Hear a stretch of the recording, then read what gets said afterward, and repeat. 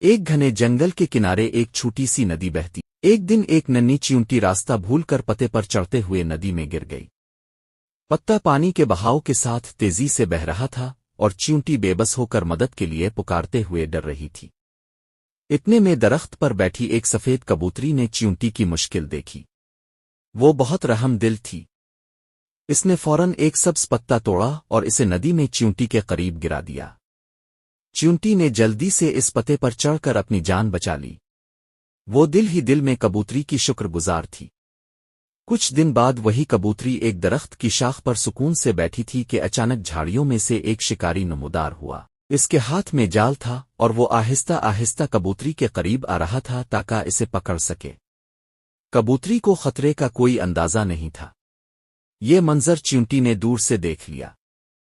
اس نے سوچا، جس نے میری جان بچائی میں اسے مشکل میں کیسے چھوڑ سکتی ہوں۔ وہ دوڑتی ہوئی شکاری کے پاؤں پر چڑھی اور اسے زور سے کاٹ لیا۔ شکاری درد سے چیخا اور اس کا دھیان کبوتری سے ہٹ گیا۔ کبوتری فوراً اڑ کر محفوظ جگہ چلی گئی۔ یوں چیونٹی نے کبوتری کی بھلائی کا بدلہ دیا اور دونوں جانوروں کے درمیان ایک خوبصورت دوستی قائم ہو گئی۔ جنگل کے سب جانور ان کی اس مثال کو ہمیشہ یاد رکھتے تھے کہ نیکی کبھی ضائع نہیں جاتی۔